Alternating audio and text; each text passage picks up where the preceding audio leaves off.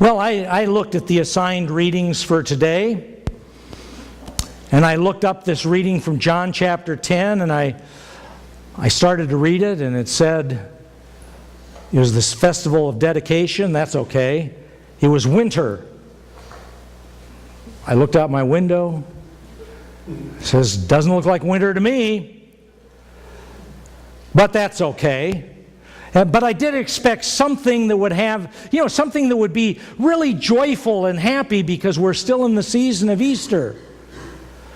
So then I read about, so the Jews gathered around him. And this wasn't a friendly gathering, most likely. This was, they probably trapped him in a corner of the portico. And they confronted him. They challenged him. They questioned him. They demanded from him proof of who he was and what he was about. I checked my calendar and I made sure it was still the season of Easter, and it was. And I said, what's going on here?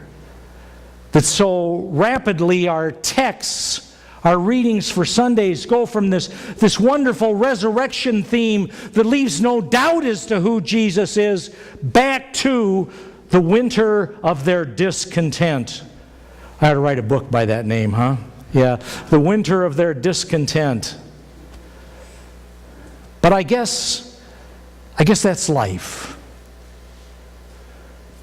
We gather here on a Sunday morning.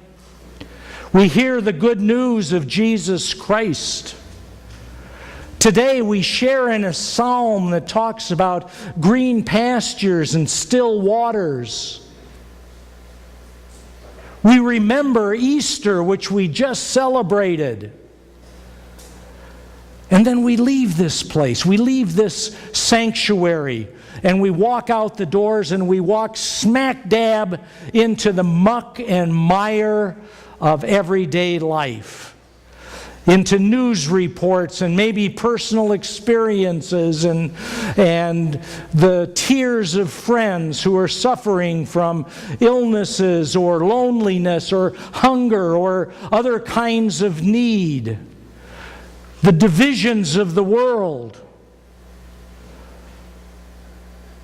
And maybe we at least stand by and want to hear the answer that Jesus gives to the Jews. What's this all about, Jesus? What are you doing? What's your purpose?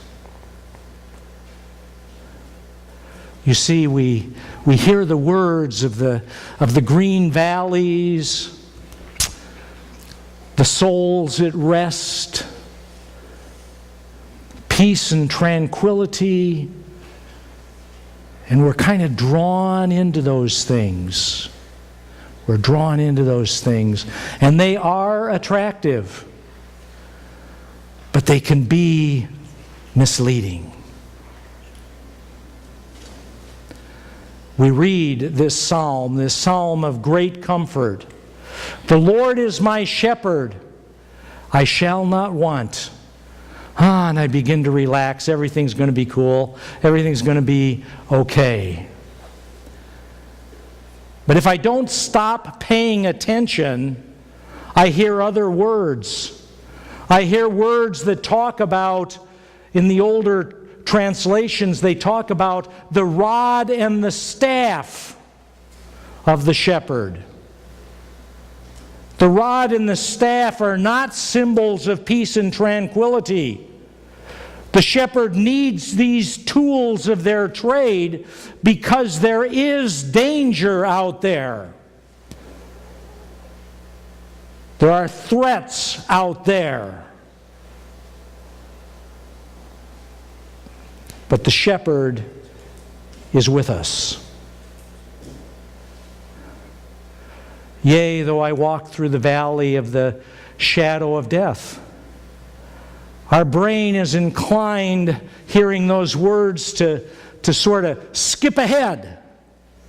To look at the end of that valley where it opens up into the green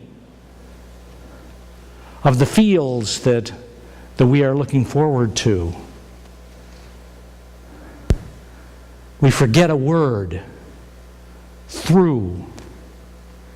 Yea, though I walk through the valley of the shadow of death. I don't go around it. The shepherd doesn't lead me over it. He doesn't pull out his phone and find an alternate route that will help us to avoid this. It is something that we have to go through, and there is the shepherd with us, guiding us when it is too dark for us to see our way. I sort of like the book of Revelation. Sometime I'll tell you why it's sort of and not fully, completely. But I will say that the book of Revelation is a wonderful book. If ever a person is doubting the value of their faith, the book of Revelation is the place to go, because the book of Revelation is where it is announced to all of the faithful people across all generations the vindication of their faith. This is where we are told by God that your faith, how unimportant it may seem in the world, is really the most valuable thing that you have. And the people gather around the throne, and they sing songs of praise, songs certainly that are fitting of an Easter people who remember their resurrected Lord. And they receive this wonderful ministry from their God, their Creator, who comes to them and wipes the tears from their eyes. And these people, these faithful in the vision of John, are our ancestors in faith.